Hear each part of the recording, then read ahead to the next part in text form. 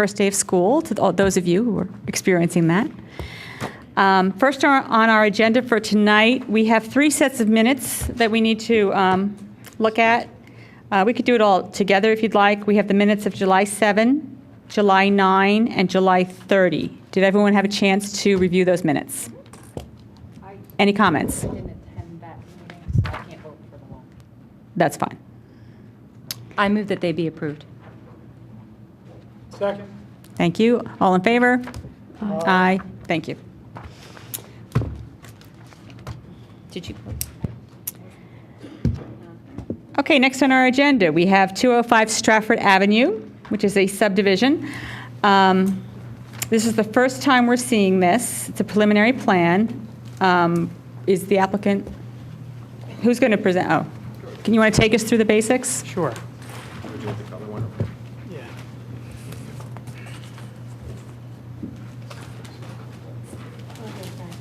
Thank you.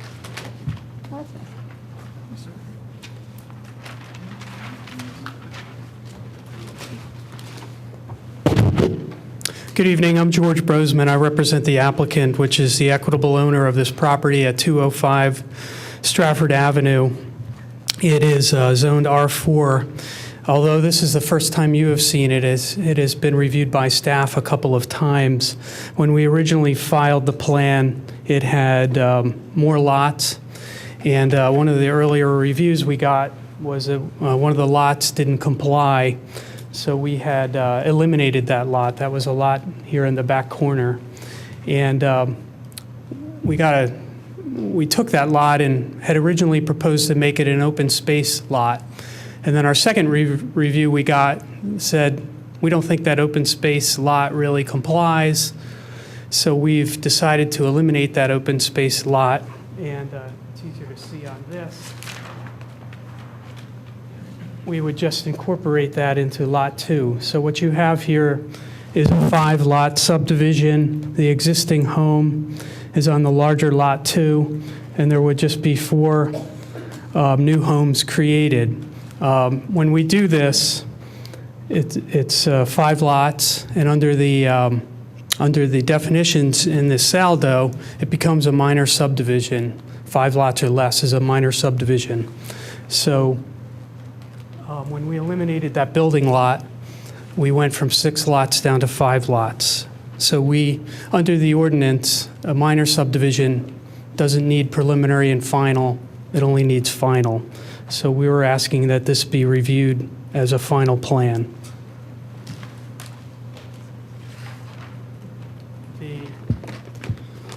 This is a colored version of it.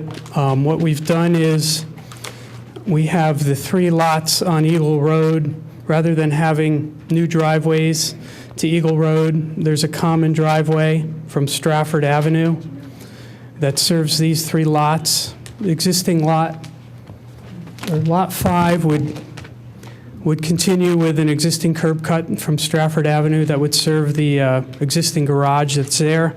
And then the other lot would be served from Stratford Avenue. We have review letters. As I mentioned, the second set, I just wanted to highlight a couple things on there. The R2 review letter, review number 2, basically indicates that this plan is consistent with the Radnor Township Comprehensive Plan. And it does note a couple of points in here I wanted to raise. You will see that in Gilmore's review letter, it raised the issue of what should be the right-of-way and the cartway for Eagle Road and Stratford Avenue, and should there be sidewalks there. We have been told that the township is actually considering traffic calming measures along Eagle Road. I was actually watching a meeting of the commissioners where some of the neighbors on another part of Eagle Road had asked the township to take that up, and it shows up in the Gilmore review letter. And we basically agree. We don't think the road should be widened. We think that would be counterproductive to traffic calming. And the R2 review letter, I think, kind of states that in number 4. They're noting that there may be cartway width that's not up to code. These are existing conditions, but that the comprehensive plan warns against unnecessarily widening roads, talking about over-design negatively affecting the residential quality. And I think we all know that the wider you make a road, the faster the traffic goes. So we are going to be requesting waivers from widening those roads and from putting sidewalks and curbs in there. And we believe those waivers are justified. And since the township is looking at traffic calming, we would be willing to discuss with the Board of Commissioners, an appropriate fee that we could pay that maybe the township could use towards some of the traffic calming. Focusing on the Gannett Fleming review letter, most of the issues raised had to do with the question of the lot in the rear. As I said, we had originally shown it. It wasn't really a separate building lot, but there were some meets and bounds on it, and it was called out as open space. So in response to these comments, we're just going to make it part of Lot 2. So I think that deals with comments number 1 on the Gannett Fleming letter. I've talked about sidewalks, comment number 2. We don't believe streetlights are required, comment number 3. Number 4, we've talked about sidewalks. We're asking for that waiver. Comment number 5, this is the open space in lieu fee. We're not going to count that area in the back of Lot 2 as open space. It'll just be part of Lot 2, and we'll pay the open space fee, which is calculated here in Roger's letter. And I think number 6 and number 7 are just repeats of other issues that we've discussed. Number 1, under general comments, yes, the common driveway will be controlled by a homeowners association, and we have revised the sanitary sewer extension as requested. Turning to the Gilmore letter, August 6th, as I've mentioned, really the substance of it is on page 2, review comments D. Amy mentions there about that they're talking about traffic calming on Eagle Road. We don't believe the code actually requires a traffic study, but we're still willing to cooperate along the lines we talked about with the traffic calming. And then in number 2, it talks about the cartway widths and the curbs and the sidewalks that I mentioned. And again, we're going to ask for the waiver. As I said, we believe those are justified to be in accordance with the comprehensive plan and to be in accordance with the conditions of the streets that are already there. We will verify site distance for comment number 3. And comment number 4 talked about the width of the access drive. We are agreeable to make the common parts of the access drive a minimum of 20 feet, as Amy has requested.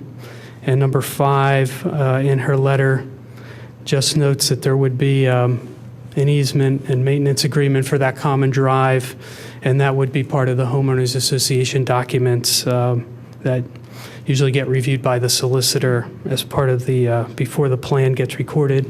I should say we think the common driveway is a benefit. Rather than having each home have a driveway out to Eagle Road, there are parts of the Saldo that say that you should try to put the driveways on the less busy road, and common driveways are encouraged. So we think this common driveway is a good thing, and it meets with the comprehensive plan and some of the other provisions of the Saldo.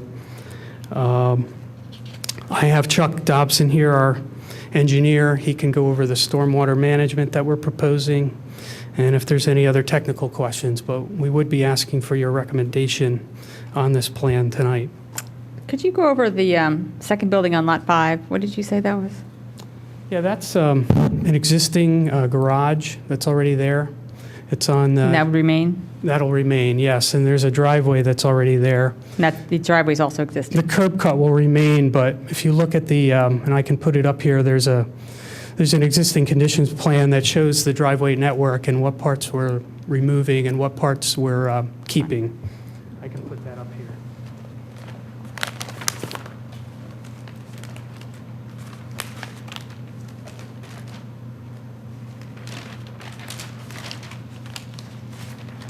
So this is sheet 3 of our plan set. You can see this is the existing garage here in the upper right corner, and there's a driveway network that comes in, gives access to that drive, but then goes internal to the lot and joins up with a driveway that comes in from Stratford Avenue.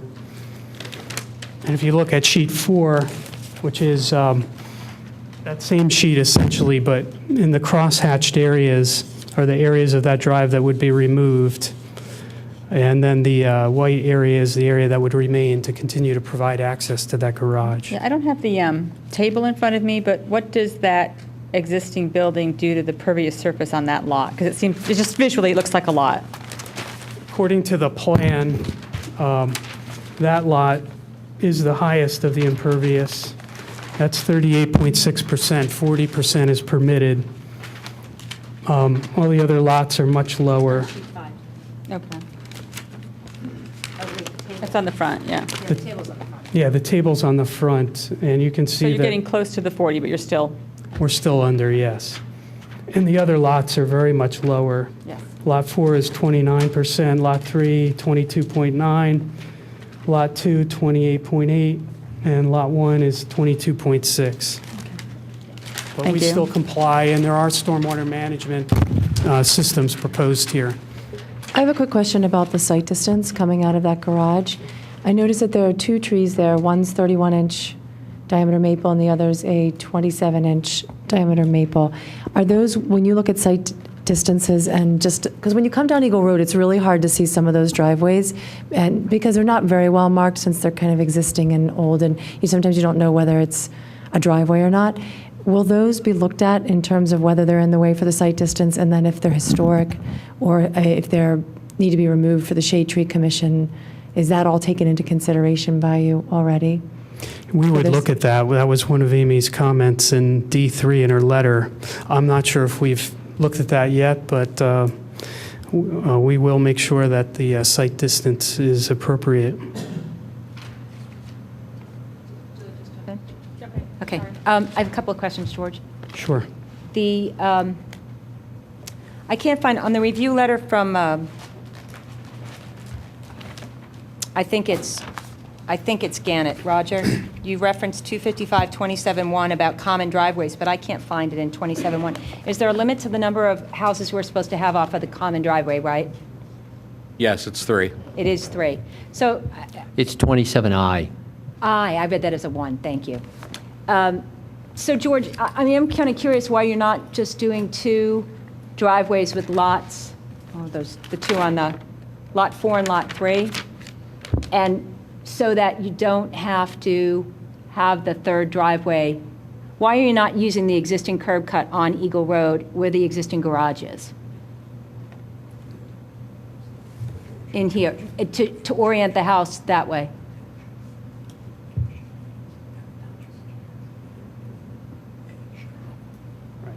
I'm told that there were some meetings with township officials, and it was preferred that we have the shared driveway for all 3 of the lots, Okay, which is consistent with some of the other provisions of the SALDO, okay. and I think is consistent with some of the things that have been being looked at for traffic calming along Eagle Road.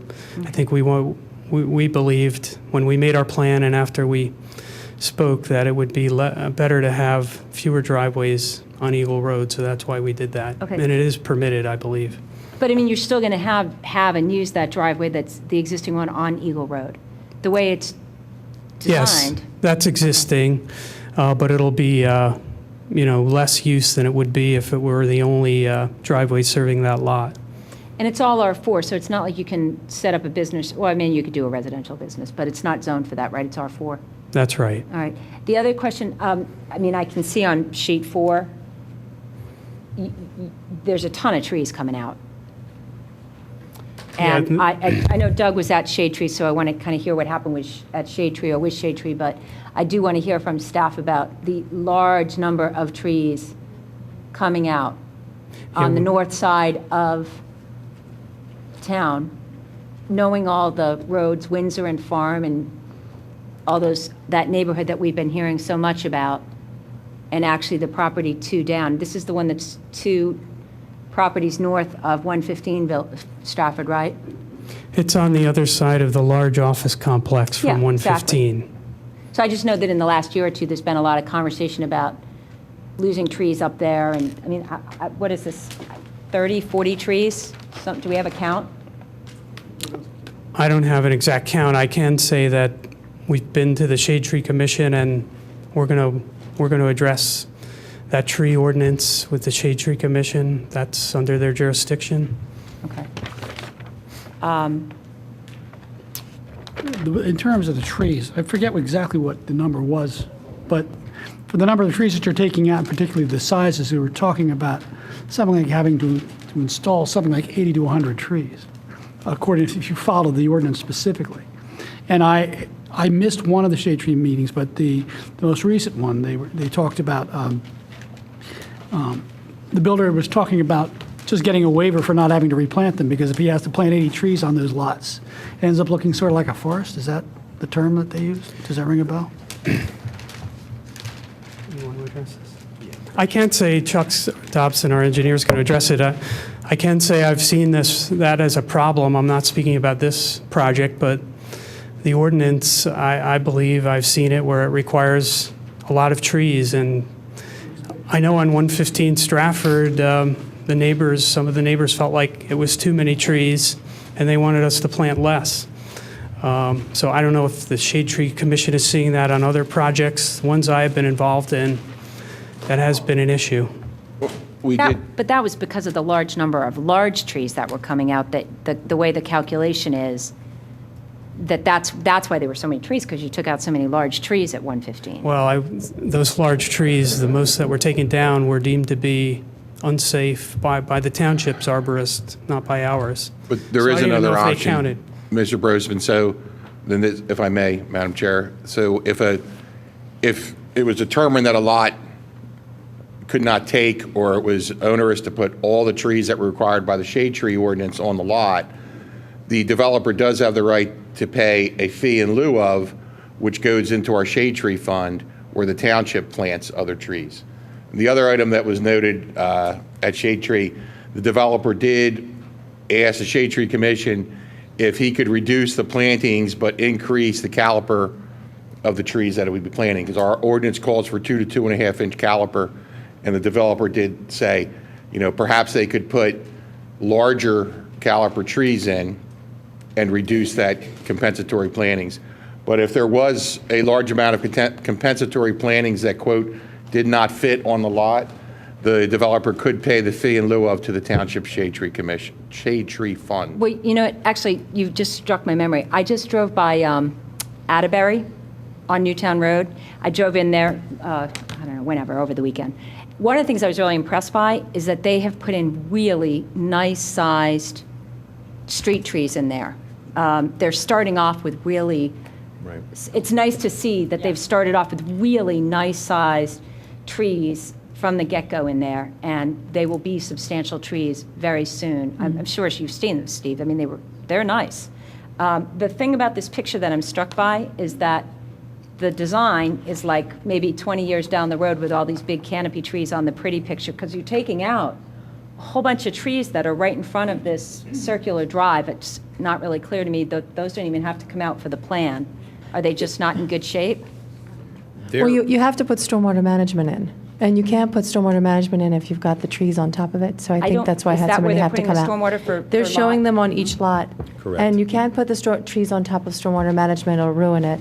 And then you've got your sewer and water lines. You don't want to put your trees on top of your sewer and water Yeah, but- lines or it'll go through it. But that's so. not where they're putting in the stormwater for Lot 1, for the big lot in the middle, Elizabeth. I'm looking at like 3, 4, and 5. No, I'm talking about for the big house. There is no stormwater proposed for the big house. Right, exactly, so that's what I'm saying. There's no stormwater in the But there's lot. really, I'm- but On the there's lot, really no here's the trees coming. I guess what I'd like to do is provide a little context, because we came to the Shade Tree Commission at the July meeting, and unfortunately there wasn't a quorum, but we had a very productive discussion. And at that point in time, Susan, as you pointed out, what the developer said was, instead of taking what is kind of a suburban, landscape with a lot of lawn area and a nice setting there and trying to reforest it, perhaps it would make more sense from a planning standpoint to say, as you indicated, much larger trees, but fewer of them, so that you have a better ability to, but you just have from a planning perspective, it looks like it fits. That was, at the time, we were told it was a good idea, but when we came back to the Shade Tree Commission in August, that was not the opinion of the Shade Tree Commission at that time. So what we have done was we recognized that the township, as Mr. Norsini indicated, that there is a compensatory planning for a fee in lieu.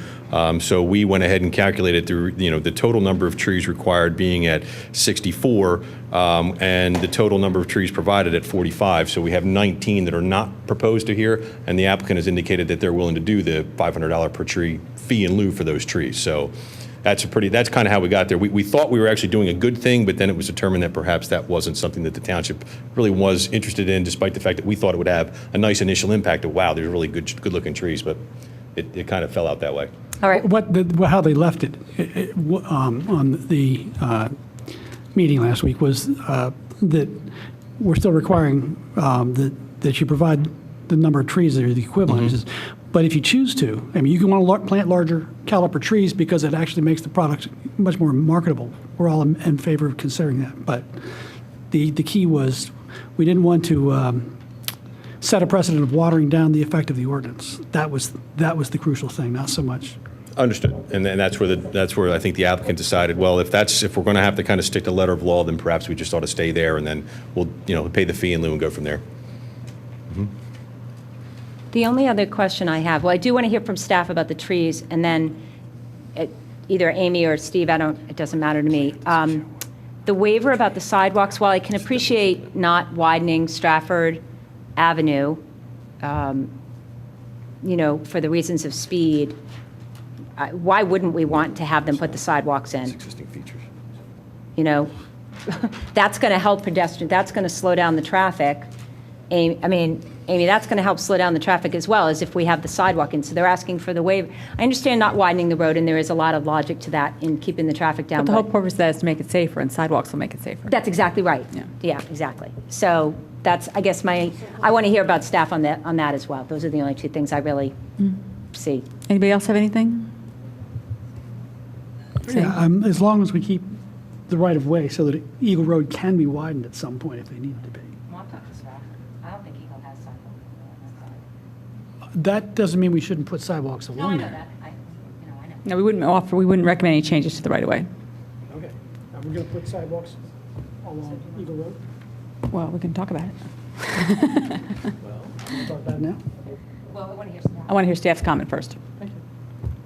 I'm with you. Okay, so we have lots of wonderful memos from our staff on this project. 2 plans, 2 sets. 2 sets of some of them. So where should we start? How about, why don't we start with, Before we move on, can you just put up the plan showing which trees are being removed? Because I think what we're trying to discuss is the trees that are being removed in front of the existing home. That's what I was asking about. Could you talk to us about why those are coming out? There's only, I'd say, 1, 2, 3, 4. 5, 6, 7. Well, these trees, Well, these are going to be wrong. right, I can explain. When we had submitted the plan back in August, we had a sanitary sewer extension that connected to this manhole, went up along the side of the cartway along Stratford Avenue, and then came in to feed this group of 3 lots that's over here on the right-hand side. Subsequent to the latest review we got from Gannett Fleming, it was determined that that wasn't acceptable, and the sewer needs to be in the bed of the road. So these 5 trees that are shown as being removed won't be removed now, they're gonna stay. So it was just those 5 trees being affected by that. The other trees are directly the result of any driveways or building construction. So will that be noted on the plan before it goes to the Board of Commissioners, or? Yes. Well, I mean, we had submitted, actually, in an abundance of caution, we had submitted a revised lot plan and grading and drainage plan to Roger, not for his official review, just to kind of say, okay, this is where we're going. And the intent was to show the elimination of the open space lot, the widening of the common driveway, and then the realignment of the sanitary sewer facility within the bed of Stratford Avenue. So Chuck, So do you have will that that be the plan plan with you that's that you could put recorded, that or? up? I do have that plan, Roger, yeah. So will that be the plan that's recorded That would then? be the, yeah, I mean, Any approval or recommendation this board would make would be subject to addressing these, and this plan kind of gets us halfway there to doing that. So So, this is new sheet 5, correct. showing the sanitary line in the middle of the road. Yes. And as you can see, I mean, we do have, there is a new sewer lateral that has to come from the existing house because it kind of cuts across this lot and gets down to the existing manhole. So there may be 1 or 2 trees lost here. They're not large trees, but they're trees nonetheless. But the other ones that are side of that, they would not have to come out. Okay, and so you don't, if the waiver for the street widening is granted, wouldn't it be really lovely for you guys to go ahead and put some stormwater management in on that existing home? Because that would benefit all the people down the hill from, this is like one of the highest points in this part of town, and big concerns in center of Wayne, the middle school, the firehouse, all of that, is that anything that can be done up in this part of town helps the rest of town. So if you're asking for waivers that are going to save you money on not street widening, and you have to make some changes to this plan anyway, because you're changing a lot line and you're not removing trees, it would be really lovely to see a stormwater management system behind that existing house to help the neighbors around it. Well, you're right about the watershed this is at the very top of the watershed that goes down the Schuylkill River. In this release rate district, you are required to actually reduce the amount of runoff after construction as opposed to what's going on there. So what we've done is, these systems that have been designed here are actually designed for non-discharge. They capture and infiltrate the entire 100-year storm. So we actually went above that because comparative to what's going off there will actually be a reduction in flow from that. Relative to the suggestion about another system, that would be the applicant's call. We can make that. Okay. Apparently we can do that. Can you address, we're going from 1 lot to, we have now 5. Would this subdivision prevent future subdivision of Lot 1? If this subdivision is approved, would further subdivision of Lot 1 be possible down the road? Not without demolition of the existing house. I think that was the problem. We had a lot back there, and the review letter we got said it wasn't a viable lot. So I would say it's not, it isn't Right. subdividable at But if this that time. house wasn't there? Yeah, if the house wasn't there, then you could probably get another, just visually, maybe 2 more lots, but considering the nature of that house and its setting, I don't know that there's a benefit to doing that. It's a beautiful house. And how Well, old it's is a it? beautiful house now, but I'm worried about, we're the planning commission, we're worried about the far future.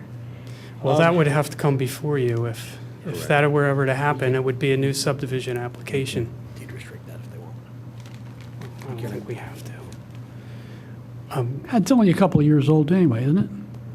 It's more than a couple years old, but it's not old. Yeah. There was a red brick house there before, like, Now, we don't anticipate anything happening to the house, we just don't know. Correct. Correct. But And you're I think right. the key point is we'd have to come back, or somebody would have to come with a subdivision application Yes, to but you. it would meet the subdivision requirements, and you'd be able to do it, unless it was deed restricted as part of this application. Right.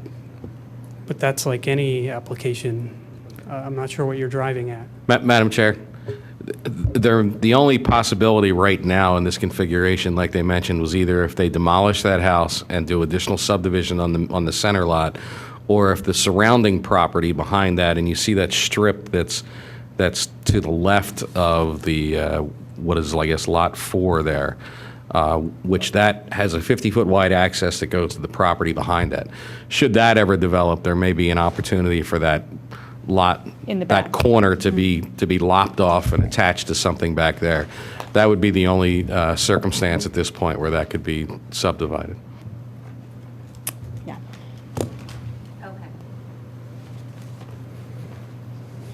Okay, anything else from the board yet? We're going to hear from staff, though. Yeah, that's what we're going to do now. All right, thank you. Let's start with Mr. Gabriel. Can we start with your review?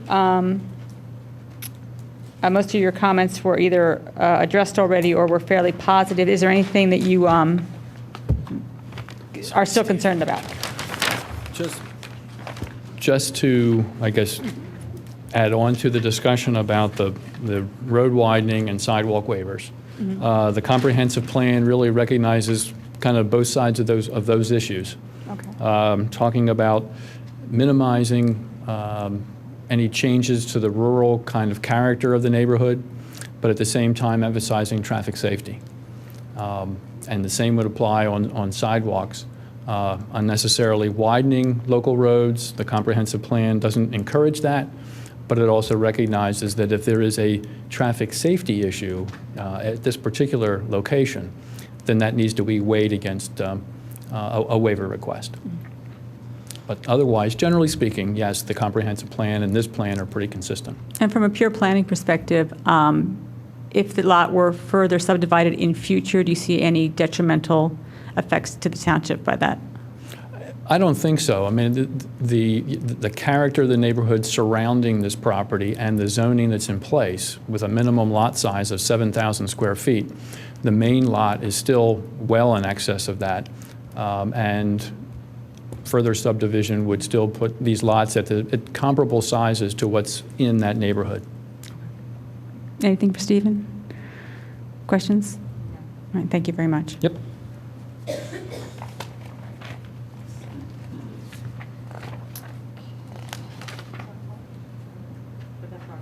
Okay, let's skip right over Roger. And hear from Amy. I don't think there's anything new that we haven't talked about. There is a minor correction on, under review comments number 2. Eagle Road actually is listed incorrectly, and it should have an 80-foot right-of-way along with a 48-foot cartway. Okay.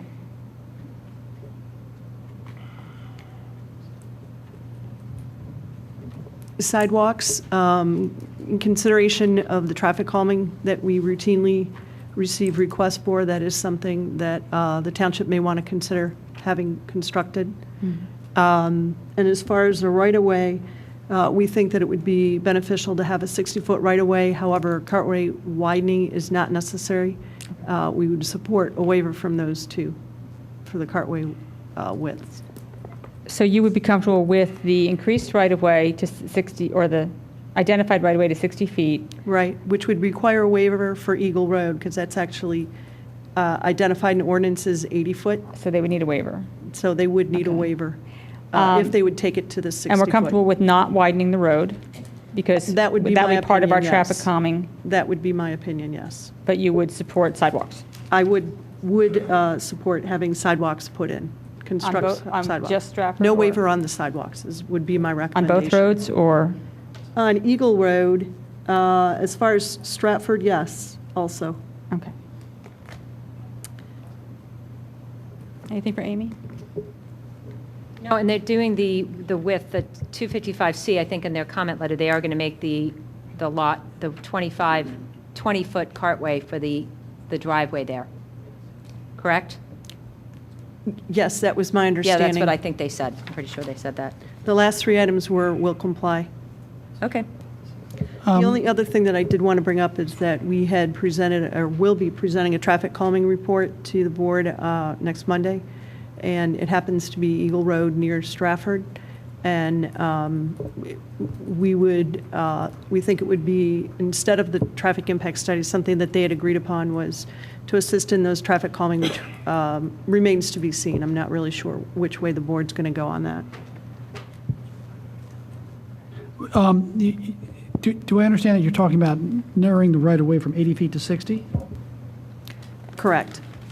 That, according to Saldo, Eagle Road requires an 80-foot right-of-way, and Stratford requires the 60-foot right-of-way. They're showing 40 feet for both of the roads. So we think that 60 feet would be appropriate for both roads. So it would require widening for Stratford to 60 feet, and then Eagle Road would be deficient at 60 feet, so it would still require a waiver. Again, we have to plan for the really long term. Why wouldn't we want to retain the 80-foot right-of-way? I think it's excessive for the type of road and the volumes that we have there. I don't think in the future that it's going to meet, it's a different type of road than what we see up more towards Eastern and in that area. I think the functional classification of the roadway is different than what I see in other parts of the township. You mean the nature of Eagle down The that? nature of the road, correct. The nature of the road down that end of How it's being Eagle. used. It's not being used as a major collector. It's more of a local road or providing connection from other roads to gain access to the higher functional classifications. But it would seem to me that for that very reason, not that we are trying to encourage this, if we're trying to put calming measures in, certainly we don't want to encourage that. But it would seem to me that 20 years or 25 years down the road, that could become a major collector, almost an artery, between that area of Lancaster Avenue and Eastern University and Cabrini and all that. An 80-foot right-of-way in this circumstance would accommodate a 48-foot wide cartway, which is 4 lanes plus shoulders. So if you're looking at the future of that 80-foot would be required to do something like that with sidewalks on either side. So that would be the picture that you're looking at. And could we land jets on it?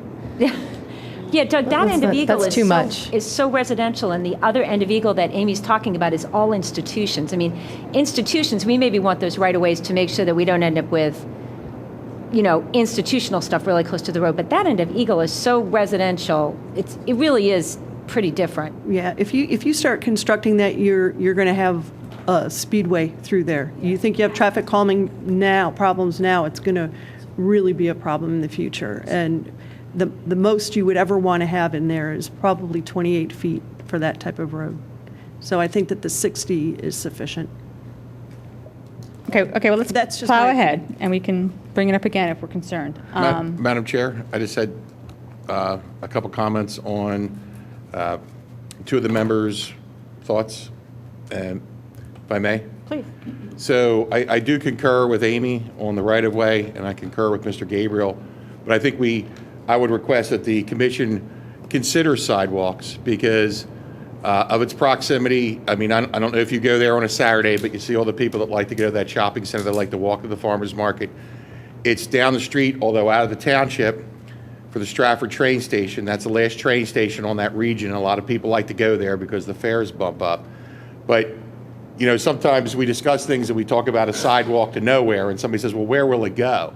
But if we don't do these pieces, we're never going to have pieces to connect to. So whether it's Stratford office buildings that someday Rego's a development, or something further down, the bed and breakfast, if you don't make these connections, if you don't have a connection available, especially on a corner property, I just think it's something to look at. And I have to concur with Steve and Amy in the fact that I think we should take the right-of-way, but not widen the road. For just as Mr. McCone said, some type of future project, whether, if it's not sidewalks now, it's sidewalks later, but it does give the township options to do things, whether it be a traffic signal in the future, which I hope doesn't occur. Right now, there's just a flashing red light. But I would request that the Planning Commission seriously consider those items. And as far as the traffic impact study, although it may not be required under our current ordinance, the Board of Commissioners does have the ability to ask for that traffic impact study. And if that was something that, as Mrs. Kaminsky noted, there's some items that could be done in lieu of. She has recommendations for Eagle Road in this upcoming Board of Commissioners agenda. There are street lights on that frontage that could be upgraded with LED lights. And there is the flashing red signal there. Those poles are in great need of painting. So there are things that are on the property that could beautify the area and not take away from the bucolic neighborhood that Steve had brought up. Even if the sidewalks aren't your standard concrete up against the road, if you remember with 615 Newtown, they put a path in. Mm-hmm. So Yep. it doesn't necessarily go everywhere, but it is a path. Got to start somewhere. Okay, Roger. Could you maybe point out what items have not been settled between the response you got in writing from the applicant previously and what we've talked about here tonight?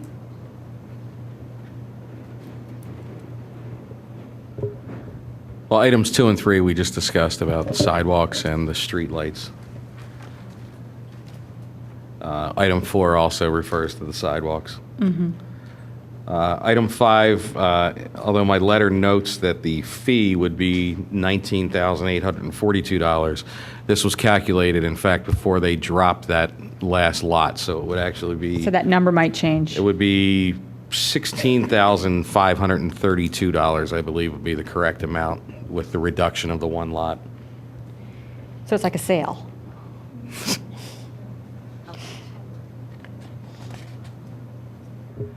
And I believe the rest of the items they've agreed to address. What was the issue with the streetlights? Are they not proposing streetlights, or they just weren't shown on the plan?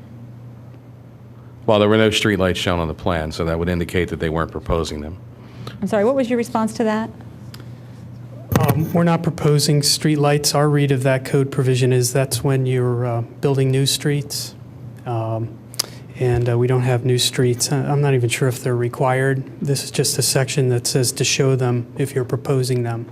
So we are not proposing them, Okay. so they're not shown. Does the staff feel strongly about the streetlights? I think there's 2 existing on the frontage, and Okay. Is that adequate?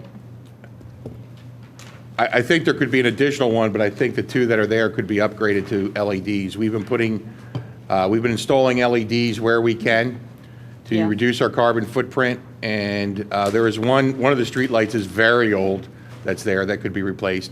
The other is a standard Cobra head, again, which could be replaced. And I should note that our plan does show on the common driveway, there's pillars that have gas lanterns, so I don't know if you would consider those as streetlights, but that's what is proposed, and I don't believe streetlights are required, so Are you that's our request- proposal. Steve, are you requesting that the applicant consider making the changes to the existing streetlights? I am. Okay. We've never received this memorandum before from Ray Daly. Did anybody else see that? I'm just wondering if it's referencing the original plan or the updated plan. That was the original plan, and those memos are being included with the board's request from, I believe it was last month's meeting or the month before, where the board wanted to hear from the fire codes official. The comment on the second page of it regarding the firefighting, where the setback is quite low, is that still the case with the new plan? On page 2 of the letter from Ray, where it's referencing access for firefighting. Which paragraph?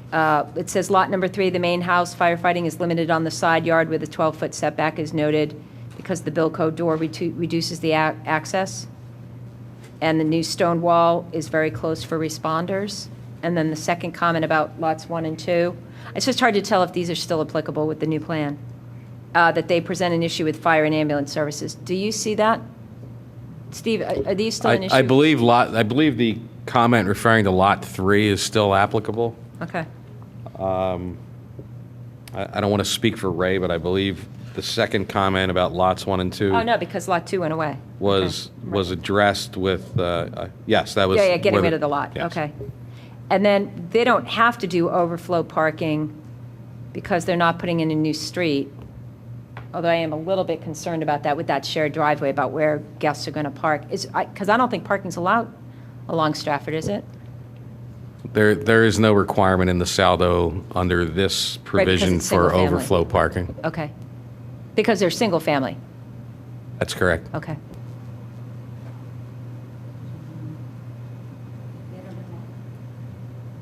Can't ask for it. They're not going to be able to do it. There's no space.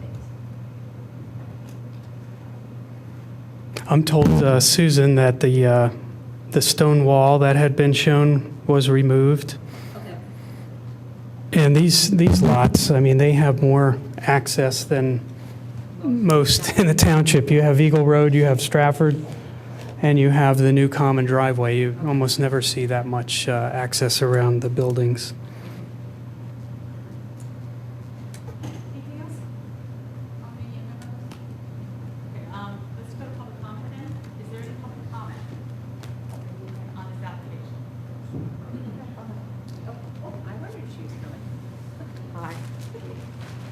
Hi, Leslie. Hi, George. Leslie Morgan, 12 Farm Road. I'm very familiar with this area.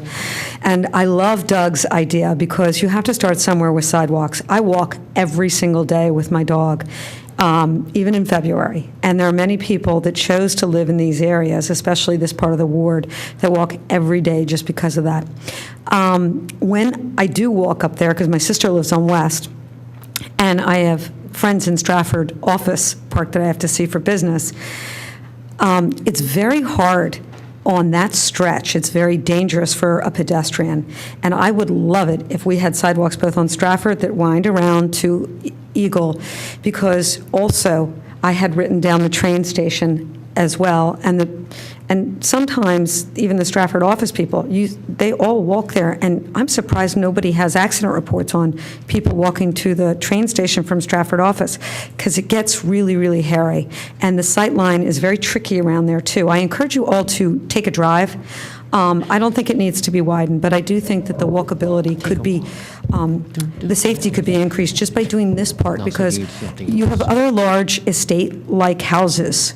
We know the bed and breakfast next to this, that I could see going into infill projects in the next 20 years, easy. Two. I think there's 2 large ones across or 3 large ones across, and then one contiguous to it that's the bed and breakfast, and it would make sense for the owners to, increase their property value by doing that. And so it's a nice plan. I'm glad they took out the extra house. And I think the only other thing I had was, on the shade trees. We've lost a lot of trees in Ward 1 in this area, and in the shade tree ordinance, it doesn't specify where they get replanted, and I've asked this a few times, so I'm going to ask it again. This is a lot of tree loss, you guys. They're all in great condition. It's not like 115. This is a 2000, vintage 2000 development. This house was built in 2000. And the trees are just getting mature, and they're beautiful. And it's sad that they all have to be taken down, but such is life. I would like them replanted in our area of the ward. We've lost so much, and I think that I would hate them to go to the south end of the township. Not that I want to do a wardism thing, but we've lost too much. We deserve some extreme replanting in our area. I leave that up to you, and thank you very much. Thank you, Leslie.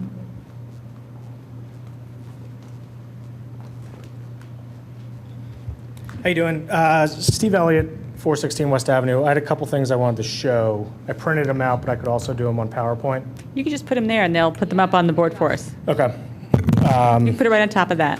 Just put it in the center of that plan. Oh, wait, that one has my notes. I don't want to see that. No, actually, there's a couple things that I wanted to... Slide it to the center of the plan. Yeah, I will. Okay. There's a couple things that I actually wanted to mention that weren't in this, so I'm going to go through this real quick. The first thing I did want to ask, though, is that we completely decouple this site plan with the traffic and speed mitigation issue going on Eagle Road. They're completely separate. The initial issue of the speed and traffic on Eagle was brought up by residents of West Avenue and Eagle Road. And the fact of the matter, and it's one of the points I want to make in here, is that Eagle Road currently has one of the largest daily traffic volumes in the township. And so that's one of the reasons it was brought up. So I appreciate them being willing to contribute to that cause, but I think them kind of hitching their wagon to it to make the plan better, I don't think we should consider it that way. So that's the one request I wanted to make, because I think it adds to the problem, even though if they were funding part of the solution. But I live at 416 West Avenue. It's tough to see here on the imagery, but the red property there is the proposed development. The blue property is mine. In between our property is Could you just point out the roads so that we have a better sense? So where my finger is That here, Eagle? going from there, that's Eagle Road. Okay. This is the cul-de-sac side of West Avenue. Okay. And then this is Stratford Avenue. Thank you. All right. So I live on the cul-de-sac side of West Avenue behind this property. So my concerns are threefold. First is stormwater, second is housing density, and the third is public safety. And I want to give you kind of a quick snapshot of what our neighborhood looks like with each of these areas. So stormwater, as you mentioned before, this part of the township is at a peak. My house resides directly downhill from the property. And in between our property is a parcel, which I believe is owned by the Hamiltons, but deeded as a preserved trust to the township. It is a completely cleared piece of land. So I don't know if it happened when the new house was built on 205, but at some point that entire parcel was cleared from old growth trees to basically a field. There's some trees there, but it's basically cleared out, and it continues to be cleared out, which I'm not here to protest, that it is what it is. But I believe that that contributes to the stormwater problem we have on West Avenue. So the slope runs, if you can see here on this property, the star is the site in question. This is the cleared property. There's 3 green arrows, and the slope of the contours, as you can tell, goes directly that way. So that's what it looks like right now. The existing issue with stormwater right now is that we have, and this is tough to see, but we have rainwater that flows directly in between every single house. So the water comes down, flows in between my residence and my adjacent neighbor, and then it cruises across the back of the house as it continues to move downhill. And then this happens for each of the properties that reside downhill. With moderate rainfall, we get dampness in the basement, maybe 1 inch standing water in certain pools. With heavy rainfall, we get 3 to 4 inches of standing water, either in the backyard, where it's actually the current is strong enough to wipe away plantings, but also I got 3 to 4 inches in my basement last year, which spurred me to install a sub pump. So that's the current situation.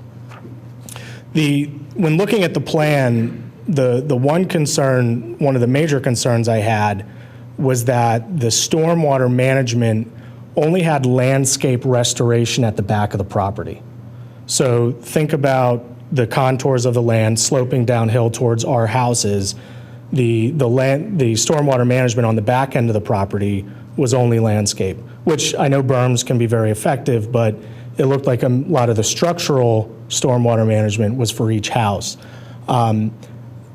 I heard a point brought up earlier about the stormwater management proposed for the existing property, which was only at the front of the house facing Stratford Avenue. And we've basically decreased the size of this lot. And I ask a question not to poke holes in the plan, just because I really am curious as to what the percentage of impervious surface is on that lot 2 with the existing building, because there's a lot of impervious surface there. So now that we've shrunk the lot, I'm curious what that looks like. And I'm sure it's on the engineering plan. I'm not an engineer. I can't read that stuff. It is. So here's, the housing density is kind of, I think, what's most important to me. I grew up on West Avenue. I grew up at 429 West Avenue 4 years ago. I bought 416 West Avenue. Our street is really, really quiet. If you look here on the aerial imagery, outlined in red is what I perceive as a geographer as to what my neighborhood is. And if you look at this neighborhood and you drive through it, you can see that it's already saturated with houses. I put they're less than 3/4 of an acre. I would venture to say it's a safe bet that many are less than a half acre, but there are some larger properties in the neighborhood that probably push that boundary. It's extremely limited in the larger parcels. So parcels that are larger than 1 acre that could stomach a subdivision like this, I believe, my brushmark guess is there's the property in mention, there's the other property across the street and adjacent to it, there's the trusted land behind it, and then there was the property that's being developed with 11 townhomes. And that's it. That's all we have in that neighborhood. So that's factoring into one of my conclusions about the plan. And also, we're stomaching 11 new townhomes currently being built in the neighborhood. So housing density is definitely an issue for me. Public safety is last. So as I mentioned, Eagle Road already carries one of the highest daily traffic volumes in the township. Part of Eagle Road is a state road. This part of it happens not to be. I forget what the exact number was from DVRPC. I think it's something, I don't know, called 7,000 cars a day. It's really up there. The concerning part about this and the development with the townhomes, but also with this, is that the quickest route to Wayne from this property, and I don't know if you can zoom in here, is to go down Eagle Road and make a right on West and head into Wayne. So here's downtown Wayne right here. All right, so this Stratford Avenue where it hits Lancaster, that left-hand turn is horrible. If it's at any peak hour during the day, it's a mess, and people just naturally aren't going to go there. They're going to go down Eagle, and they're going to go down West Avenue. We have those 11 townhomes being built right there, so that means we're already sending more traffic through our neighborhood. And if we had more houses there, we're going to be sending, again, more traffic through that neighborhood. For my particular concern on the cul-de-sac side of West Avenue is that we're being isolated.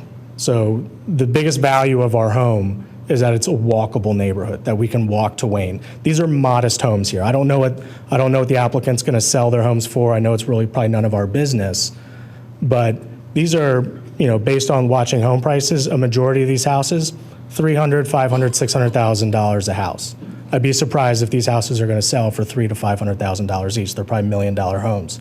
So I would put that counter to what we were saying earlier about the housing fitting into the neighborhood.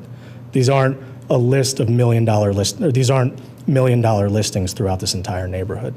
But more importantly, we're being isolated from that walkability. The more traffic that goes down Eagle, the more traffic that goes down West Avenue, the more difficult it is for us to walk from our residence to the train station for work, into town to enjoy ourselves. Plus, it should be noted there is a bus stop, which my daughter is at, for the corner of Eagle Road and West Avenue. So my conclusion, I have 3. Stormwater, I think the site plan threatens to heighten an existing problem. Rain is absolutely guaranteed. Public safety is an issue. We pray nothing ever happens. It's not guaranteed something's going to happen. Rain is guaranteed to happen. It's absolutely going to come, and rain is always going to flow downhill, and I reside downhill. Housing density, this adds to a neighborhood that is already full of houses. There's, by calculation, I think only 4 properties that really could be subdivided substantially, and that's it. Noise, light pollution, these are things that don't get spoken about, but they're absolutely essential to our quality of life. As I mentioned earlier, our street is quiet. At night, all you hear is crickets, the occasional fox, and adding more houses, whether now or in 10 years, is going to absolutely ruin that. And again, public safety. It's an existing issue. The Board of Commissioners has voted to put time into looking at Eagle Road. There was a previous effort, not coupled with this, to look at Eagle Road to see what they can do about the speed. It's definitely a traffic issue. There's less you can do about people actually going through there, but the speed at which they go was a big one. Was a big one. So my ask is to please vote no. The Radnor Township Code create conditions favorable to the health, safety, and welfare of the community. I believe, and I'm sure this plan meets every single spec at an engineering level, but I do not believe this plan meets the spirit of the code. It's not a favorable condition for our safety. It's not a favorable condition to the investments that we've made in our houses, which again are modest homes, and I don't think they should be compromised for plans like this. Thank you, Steve. Do you want a copy of these? If you could give it to and Sue. my feelings won't be hurt if you say no. Well, if you give at least one to Sue, so we'll have it on record. Yeah. So you're basically saying you don't support the development of these properties around your neighborhood. And are you speaking for yourself or on behalf of your neighbors? I can speak with confidence on my neighbor at 420, Mr. and Mrs. Brown. And that's one of the points I made here was the waiver to accept this as a final plan. I think you absolutely should vote no. The questions that have come up, not knowing whether or not Lot 2 can be subdivided in the future, voting yes without knowing that piece of information, I think is very hazardous. And then overall, the last thing is the development of the neighborhood. That's what I want you to consider. We have the townhomes being built right there. We have this plan up for division. What's next? What is it going to look like? I mean, change is inevitable. I get it, but I'd rather curb it as much as we can. Thank you.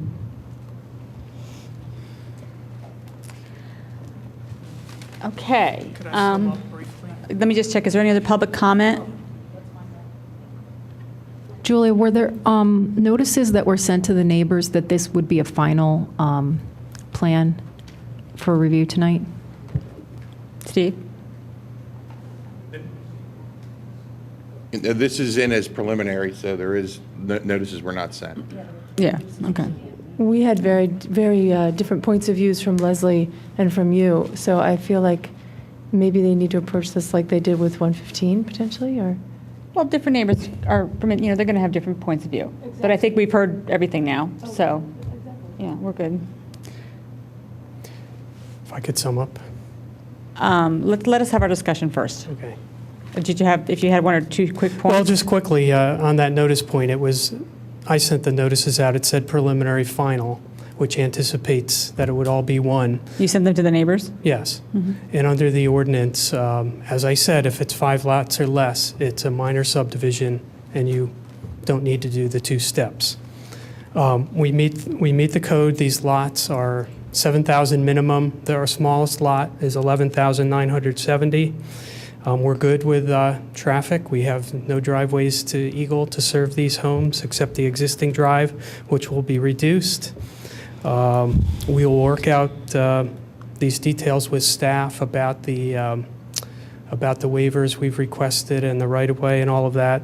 I do know on the traffic, this is a minor amount of homes. 115 Stratford, there was a traffic study done that was reviewed by the zoning board that showed that the 11 townhomes were way less traffic than if the bar and the restaurant had continued there.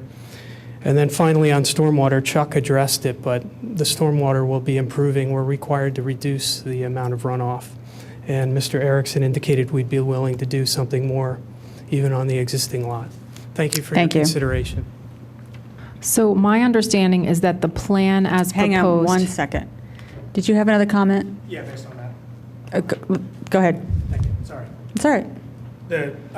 I know there was a couple versions of the notification letter sent out. The copy of the letter that I have says we've applied for a Radnor Township with a preliminary plan. This might be the outdated one, so I don't know if the updated one was prelim final. Well, that's okay. Our staff will be on top of that. Okay, well, I just didn't know if you want to consider that before voting. The other part, though, is voting on this as a final plan with a storm mitigation issue at the back of the property as we'll do something doesn't make me feel good. So I don't know what something is. There's no commitment there. If we're going to vote on this as a final, how can you vote on it as final if they're just saying we're going to do something? That doesn't make me feel good. Thank you. I'm sorry, Regina, I Madam interrupted you. Chair, if I could, just real quick. So the applicant sent out one letter as required for the first plan. That plan was pulled. The second letter went out for this plan that you see here before you. I just got that from Mrs. Jones. Okay. Generally, we don't, if we feel we want to see a preliminary plan and a final plan, is that our determination? I mean, I know we're allowed to only have the one plan if it's not a huge development. We can sometimes combine preliminary and final, but we're not required to, right?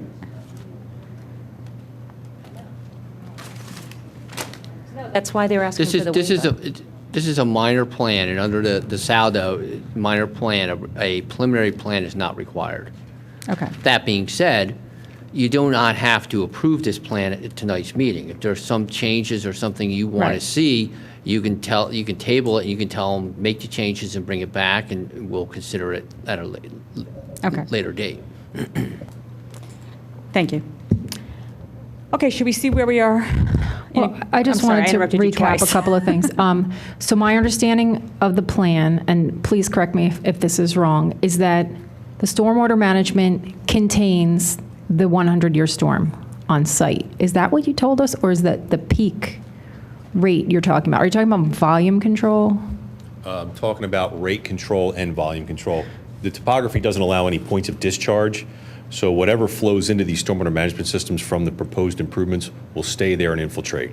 So you're infiltrating the 100-year storm. For the new improvements. See, we have to evaluate this, the stormwater management protocols in this area require that you determine what your pre-development volumes and flows are, and then in your post-development condition, you have to reduce the volumes, but you also have to reduce the flows. For example, a 2-year can't be more than a 1-year was pre, so you're overcompensating.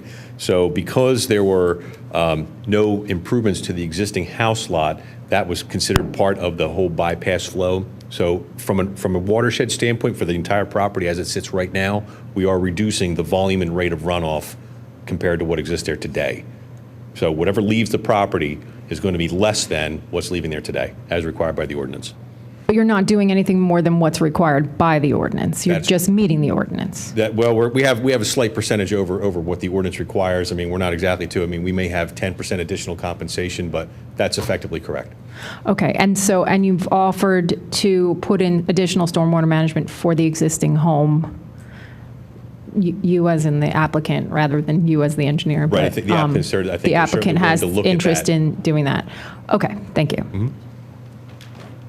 That one issue, I think that's worth having that kind of fleshed out before we make a decision. I don't know how you There's feel about that. several things I think we might want to have fleshed out. I think there's Yes. the stormwater, which is, so important to the neighbors. That's Right. probably the most important thing we're looking at here. I'd like to see the sidewalks in place. Yes, I agree with the sidewalks. And the question I'd like to see the I have- improvements to the existing streetlights identified on the plan. I had a question about the sidewalks. In this case, we could require the sidewalks to go in without curb. We don't have to curb just to have the sidewalks. We could do something with the grades that are there now. We could probably. Yes. So it's not as if we have to make it. You don't need a curb.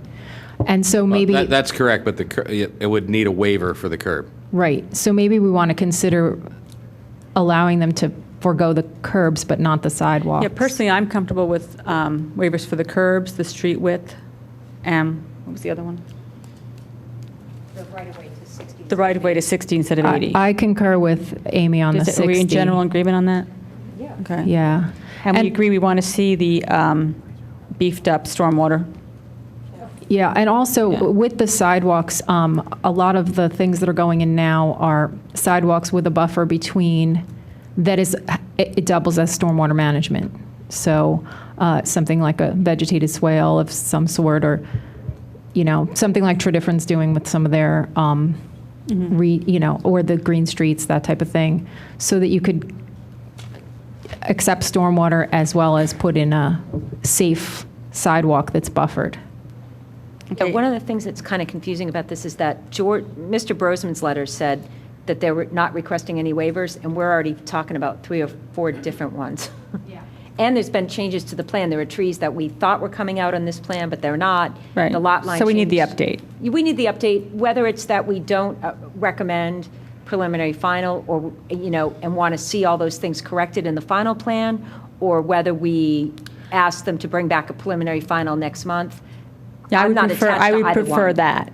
I don't want to vote on a preliminary, ask for a final. I want to make a list of what we need. Right. And then next time, vote on both, on one combined preliminary final plan. Right, and I guess the one thing I would say is that, for the neighbors to understand, for us, under MPC, people have the right to develop their property, so what we're doing is trying to address the things that neighbors bring in as concerns. I didn't even know your concern on West Avenue when I said what I said about the stormwater, but now I for sure want a management plan on that main residential lot, if nothing else, to help, your street that will be impacted. So, but they do have the right to develop the property. That's, how this works. So in my opinion, by saying you can leave out the curb, I'd like to see the green space be stormwater management in return. And, the sidewalks are required, so they're there. And there's no road widening, so in lieu of the road widening and the curb, not just put in a sidewalk, but also manage some of the stormwater along that. Right. How about the issue we discussed, street trees at great length? Is there anything we want to put in about that? Were we happy with the responses to that? Well, the thing is that the trees on Stratford apparently are not coming out. Right, those ones are okay. They're not putting in a new road, so they're not required to do street trees. No, this would be replacement of those replacement of trees the that they need to trees. take down to build the 4 new lots. Right. I mean, I didn't see the Shade Tree Commission conversation. I just know that I thought that the larger trees that were put in over at So we're Atterbury going made to sense. assume but- that what we've heard makes sense, and we're Yeah. comfortable with that. Yes. Okay. And, okay, yeah, I would like to see, if you're going to do this, having a decision about what trees are coming out, which ones are going in, and what you want to do with that would be very helpful. I'm sure that Shade Tree would want to see that myself. Madam Chair, for Mrs. Jones' benefit, could we go through that list one more time? We will. Thank We're you. still making it. Thank you. Okay. Anything else? Well, I just wanted to echo the comments that Susan made. It's that the zoning is 7,000 square feet per lot, and that's unfortunate that that's what it is, but that's what we have to live with. And as much as I would prefer to see the space remain undeveloped, it's not my property to put that on. So if we're not able to purchase the property, we're not able to dictate what happens on it. So as long as they're meeting the ordinance, it's not really our decision whether or not they can develop. So the instead is what we try to do here at the Planning Commission level is direct the plan to be more palatable to the neighbors and address more the needs of the community. However, we do not even approve or disapprove the plan. It's the Board of Commissioners who make the final decision. And a lot of what we do here is because we don't have enforcement on our end of it. We have to try to work as much as we can with the developers to agree to our suggestions so that those move forward in front of the Board of Commissioners. Yes, come up to the mic, please. I think one thing that you may want to consider adding as something that makes it more palatable is the property in between West Avenue and 205, the parcel that's been cleared. I think letting that grow back and stop clearing it, because I believe it's owned by the same folks. No, I don't think it is. No? Oh, can we? But you brought up a very important point, is if trees were removed and they were done without the proper replacement and things like that, the town can only know that if the neighbors call the township and let them know. That's the kind of thing that we have to be, it impacts stormwater management, among other things. Restoring that or beginning to restore it and letting that parcel grow back, I think would also go a long way. That's the point I wanted to make. Right, thank you. I would like to ask, I'm not asking you, I'm asking anybody else. Do we know who owns that piece of ground that he's talking about? Ham? The applicant does not own it, and the owner of the property does not own it. I believe it's in a trust for a different family, but it's not controlled by the current owner of 205 or my client, the equitable owner. That's fine. Okay. Thank you. Okay. So, Julia, do you want to recommend tabling this and giving them all the comments we want addressed, or how do you want to handle that? What I'd like to do is make a motion that we table this and look at an updated preliminary final plan at our next meeting, or whatever meeting works for the applicant, and that we include in that motion the list we just talked about, which we're going to go over again, and also comments regarding our opinion as to, we want the applicant to work with the Board of Commissioners on, if, I don't know how to word it, if we all agree we don't really need to push on the traffic impact study, but that there had been talk about having the applicant, we talked about them contributing to the progress with the traffic calming. I always like when we say that we would ask and that we would recommend that the applicant work with our traffic engineering expert, to a suitable, a suitable or appropriate, compensation toward improving it in lieu of the traffic impact study. Well, that would Peter have to, probably has but that would great have to be wording. with the Board of Commissioners. Right, correct. Yeah. Peter probably has good wording, though. I bet Peter has excellent wording for that. As a matter of technicality, it would be a final plan, not a preliminary final. It would be, they're not it's called required. preliminary/final. Because we're not, It's a minor subdivision, so it's a final plan, I think. okay. Is that right? Is that correct? You're correct. Okay, so Elizabeth, can you take us through the list? Sure. In case we forgot anything. Sure. Okay, so the first item was we are requesting additional stormwater management on the Lot 2, which is the original house, existing Lot 2, which is the original house. And that stormwater management should be done in a way that it protects West Avenue and provides some relief in stormwater management to them. The next item was that we would support the waiver for the curbs. The next item was that we request that there are sidewalks placed on both Eagle and Stratford Avenue. The next item was that we would support the waiver to allow Eagle Road be 60-foot right-of-way instead of the 80-foot. The next item was to maintain the cartway of Eagle Road. And Stratford, yes. All right, the next item would that we support the tree plan as discussed tonight that keeps the trees on the existing Lot 2 on the Stratford Avenue side. The next comment, which was the last one we just discussed, was that we ask that the applicant work with the Board of Commissioners on traffic calming and potentially contributing to traffic calming in lieu of a traffic study. And that we would recommend the street lights. You had a comment about street lights. We would recommend that the applicant put the 2 LED lights. Make improvements to the existing streetlights. Okay, recommend. In place of Thinking. whatever. The only thing is, but by agreeing that we would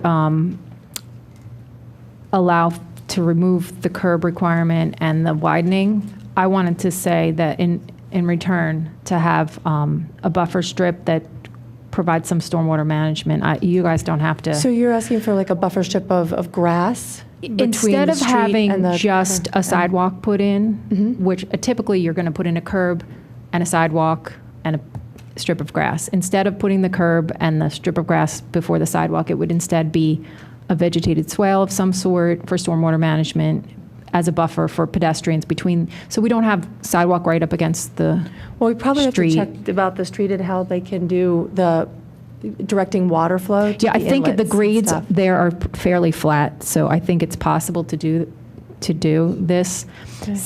So what would happen then is the runoff it's an umbrella section on the roadway is going off to the side.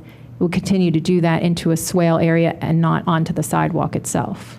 So we could, for instance, you might word it that we would request You're separating the impervious a with minimum a 6 feet of vegetated buffer between the street and the sidewalk. I don't we know have that to it needs look to at be our 6 feet. I total think available width. it really We have depends. to say something, like we should, if you want it, because that's a good design requirement, so if you have an idea of what you would want. Well, why don't we find out how much we need to fit in Just a a buffer strip that Okay. would, rather than having it, Okay. typically you would put the curb to prevent the water from getting onto the sidewalk. Instead, I'd prefer to see a buffer strip. Why don't we ask for a buffer strip size that would allow for stormwater management? Because sometimes you need a certain amount of space there to actually be able to perform the stormwater management, and let them decide what that is and see if it fits Pick in up with the some of that total water. right-of-way allow. All right, we'll request that. I'm We'll see told what that they come that's up going to with. cause a lot of demolition to trees, doing something like that, or could cause. Well, would it be possible for the applicant to look at that and come back with a plan that addresses it if obviously if there's a big tree there, it's not going to work? Yeah, and we're not stuck on sidewalks, and we're not stuck on a straight line. It could be a meandering path. Yeah. Whatever. Really, the site conditions can dictate, but something safe for pedestrians We don't want to design it for you. We want you without be able having to be put in creative. curbs and go traditional. We can consider that. One of the things I was going to ask, because it all seems to tie together, if we could get a copy of the traffic calming study. Did you say it was going to be presented Monday? So that'll be in the packet Monday.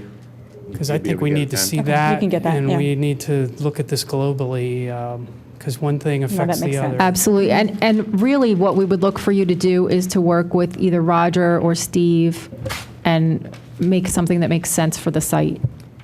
Yeah, we're Mr. going to Brosman. work with them. Is there You anything, can- On, believe Friday before the meeting, that study will be on the website. You can just pull it I'll off. find it on there. Yeah. Thank you. right, does the staff have anything that they'd like to remind us that we've forgotten before we make our motion? Okay, who wants to make a motion? Could I just say one thing? Is it very quick? Yes, there is no traffic study required here. I would just like you to remember that. So when you're asking for what we're going to give in return for waivers, that is not one of the waivers we need. A traffic study is not required for this size subdivision. So, But the Board of Commissioners could require that. They have well, that option. that's not an enforceable provision. Thank you. We have a meeting with Amy to go over this traffic calming between now and the next meeting. Can we meet with you, Amy, and whoever to go over the traffic calming? I'm not sure what it is that you're looking for from the traffic calming. The Monday night, there will be probably some decisions or at least discussion made about it. But as of right now, it's just a few recommendations and some options that they might want to consider. How that traffic calming interacts with our sidewalk and potential. It doesn't. The recommendations that we made would not affect your site frontage. Okay. We'll take a look at the report. We'll look at the report, and if we need a meeting with you, would that be possible to happen? Yes. Perfect. All right, thank you. Okay, everybody good? I make a motion? No. Sue if she hasn't just made. So do we have to make the list again? Have you got it? Okay. Run through it quickly. You got everything, Sue? You got everything? Okay. I make a motion to table the request for preliminary final approval until these items can be addressed that we just listed and have been recorded by Sue, and that we will readdress these at the next meeting. Second. All in favor? Aye. Opposed? Thank you. Thank you.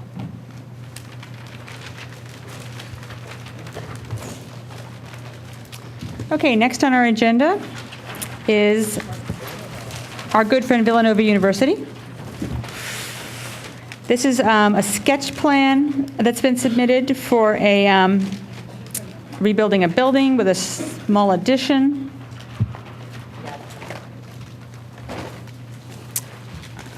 So.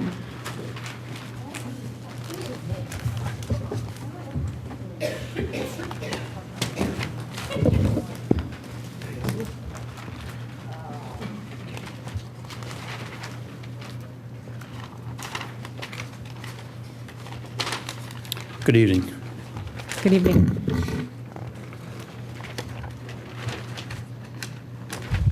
Everybody have a chance to change their plans over? Okay.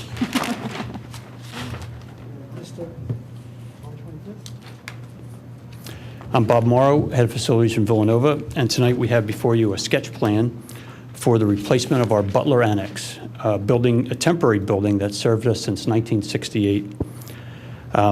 We're still working on the name. We're currently calling it a Student Athletic Performance Center, but basically it enhances facilities that we already have for our student college athletes. The proposed new facility includes a varsity weight room for all intercollegiate athletes, training and equipment rooms, academic support space, sports nutrition area, also known as space for team meals, football offices, and locker rooms. Further, the project frees up some space currently under the stadium that will then have a daisy chain effect of providing new locker rooms for field hockey, women's lacrosse, men's and women's track, and softball. This project is not shown on our institutional long-range development plan because recently a donor came forward with an interest in a project like this. So we've been working with the donor to try to match his desires with the needs of our athletic department. We did have a meeting in mid-August with the neighbors to explain our thoughts on the project. And finally, we don't foresee any additional students, any additional sports or coaches or staff for this facility. We're just relocating current functions into a new building. And then again, as I mentioned, the daisy chain of creating some additional locker space in the space they vacated. I'm now going to ask Karen McManuels from AEC to come up and talk about the site plan.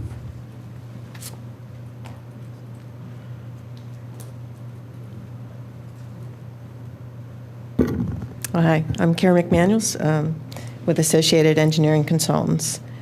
To go through the plan, this is the plan that should be in your packet. The only difference is we did show shading just a little bit different than what was submitted to clarify the existing building and the new.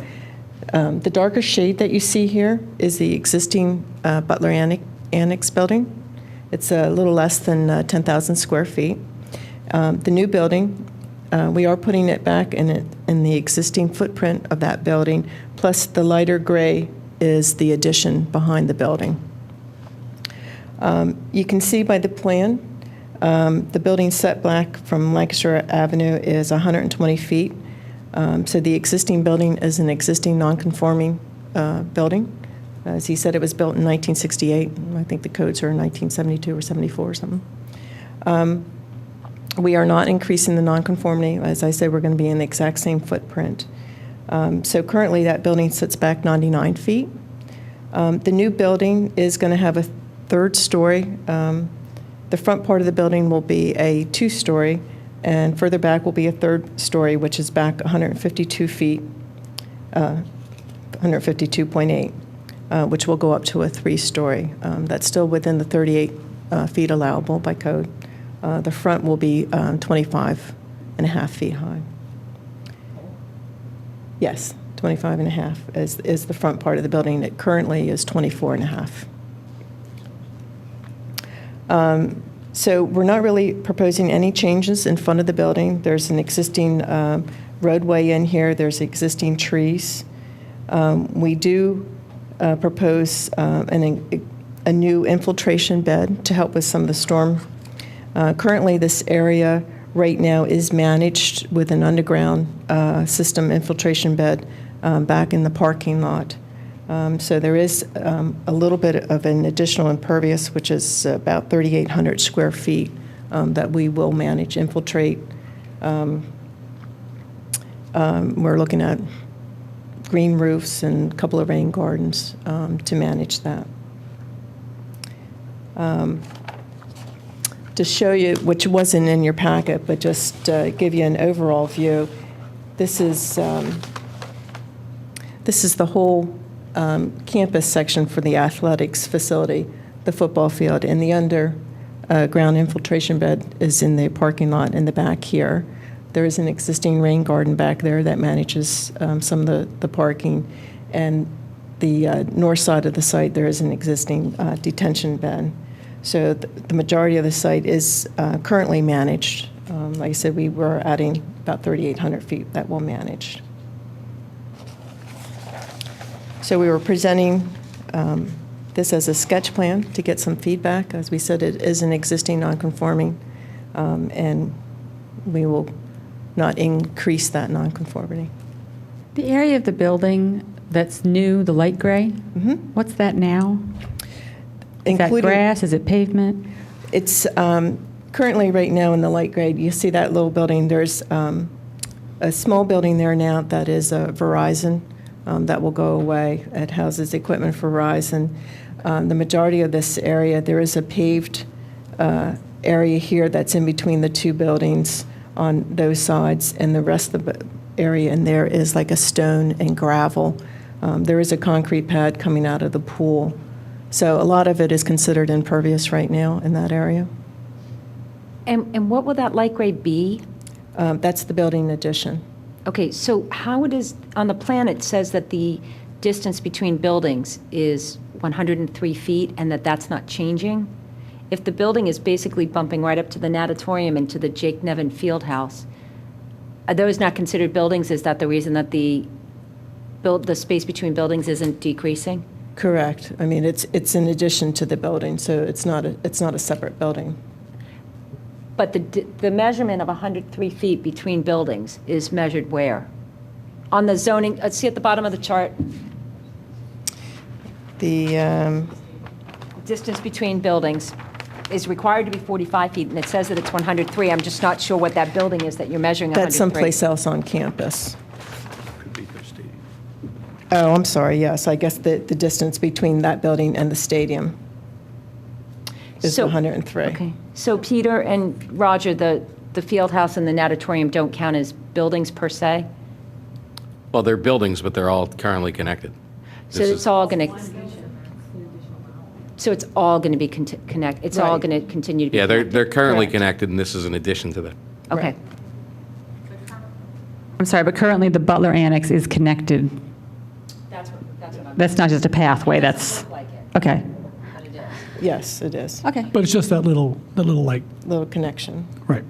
But there's actually a gap between the Butler Building and the field house, right? The little gap, which is Lake Ray. There is a gap there now, but it will be filled in with building. Fine. So it's a complete addition to it. I had noticed there was one comment from our traffic engineer that all institutional developments require an impact study, or you may request a waiver. How are you going to handle that? We're going to request a waiver. We're not adding students or faculty or traffic, so we're going to request a waiver. Okay. Any questions? Other than my parking at the van thing, but I think that that's for the other applications. Yeah. Any public comment? Okay, great. Did anyone have any other questions for staff or the applicant? No, I mean, I heard that the neighbors' meeting had gone really well, and We think it went pretty well, It was yes. well received. Will this be visible from Lancaster Avenue? I see the trees, but I'm having a hard time picturing it, but I'll notice it tomorrow morning when I drive by. I was going to say right now, there are some significant trees in front of the building, so you don't really see the existing building Okay. that well, and this one will be in the same way. Okay. I mean, we are replacing the facade, it's a little bit higher, but Because you those notice the existing field house trees- more when you go Exactly, Yes. down that road. Because it's closer to Lancaster's, there's no trees in front of it. Like I said, we're not really changing in the front of the building, that area in the front there, making any changes, so Oh, yeah, it'll look good. it'll be very similar to what it is right now. So do we make a motion for a sketch plan, or we just say thank you for sharing? What do we do? Just say thank you for sharing. They're just here to get your comments. You've Okay. given them their comments, and we can move on. Okay, you're going to be able to stop, effectively, you're doubling up on locker space now, that you won't have to do that. Is that what it said in here? There's some athletes that don't have any lockers right now, so they're Okay. providing spaces for athletes that don't have any facilities right now. Sounds like a logical thing to me. Well, since we're not making a motion, let's just go individually. If anybody has a comment they'd like to put forth at this time. Nikki's in shock that I'm not, that I'm saying nice things about it. So now we know what the problem was. I think it's a great plan. I think that it won't be a detriment to the township in any way, and if it meets your needs, we think it's great. Great, thank you very much. Thank you.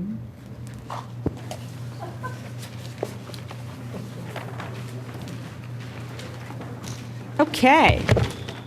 Next on our agenda for tonight is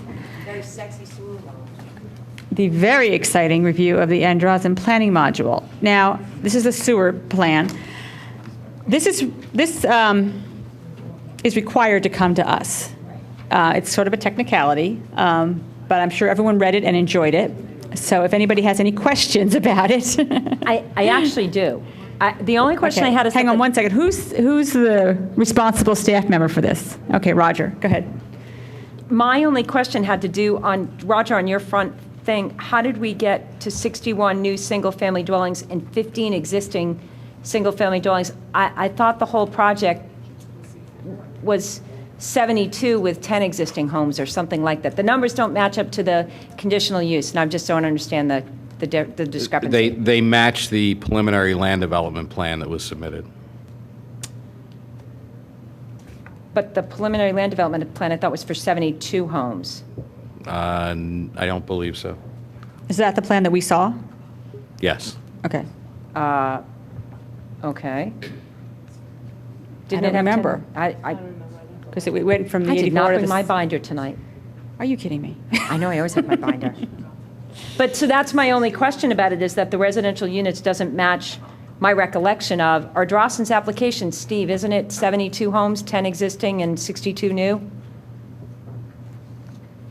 You don't know, nobody knows. Okay, that's my only question. It's outlined in the narrative that's included in the planning module.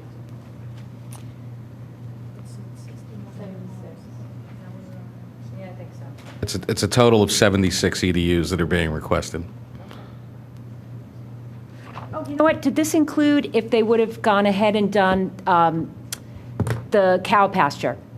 I'm wondering if that's the 5 or 6 homes, where it says, if the number would have, if they'd gone ahead and developed the pasture on Darby Paoli, that, Well, they're not showing the site to include that. okay. But that would have included that for the sewer module. They would have needed that. All right, do we do anything with this?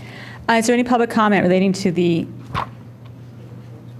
stormwater planning? Would you like me to explain the process of this before you vote, or you Not just good really. with voting? Good. Everybody read it all and understands it, right? All the various I think if Roger has agencies- anything that he wants to call to our attention, it's pretty routine. All the various agencies sent their notes saying that they had capacity, right? That's correct. And what we have to do is we then have to certify that capacity, which I have already done. Part of the process is the Planning Commission here in Radnor has to approve this. Then it all gets assembled, comes back in front of the commissioners, and they pass a resolution approving it before it goes to DEP. Is there anything you would like for us to include in our approval of this? No. Thank you. Is there any public comment? Did I ask that? Thank you. I guess I'm still, like, because last time we're in the same, when does it come before us and when does it not? When does what come before you? The planning module. Every planning module comes before you. It's just that we hadn't been following the proper procedure before. No, there haven't been. You've approved every one that's coming before Yeah, you. we've only done them recently. We also, if I may jump in, we also, at one point, I had talked with DEP about letting staff, who is a liaison to Planning Commission, move forward on these. But since then, we've just gone straight to having PC take care of each and one of these. Okay. Can I get a motion? Move that we approve the planning module as presented. Thank you. Second. All in favor? Aye. Opposed? Thank you. Okay. This final one is the Plant Avenue. Is it Plant Avenue? Hang on. Okay, next on our agenda is discussion for a zoning hearing board appeal. And we have people to talk about that? Yes, Plant Avenue in Wayne. Take it away. Okay. Some of you may know this. It's an existing house. It's a twin, but it has like 4 units in it. The proposal here is actually to raise the building and put in 4 townhomes. The people who bought the property are neighbors to the property. Both of them live in North Wayne, in the North Wayne area. You may know this as the Halloween house. If you ever drove back in that area, you always see a bunch of Halloween decorations hanging from it. It's not in and has not been in very good condition for a number of years. I think you may have some photos in your packet. I don't know if you got the photos or not. You did, okay. If you look at some of the photos, it's not in good condition.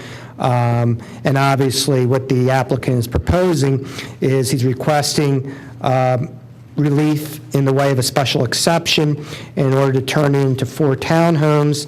And if for some reason a special exception is not permitted, then he's asking for variance relief. The proposal is compliant with the impervious coverage requirements of the zoning code, and in fact, since it is a new development, not only is it compliant, but they would have to do stormwater management where currently none exists.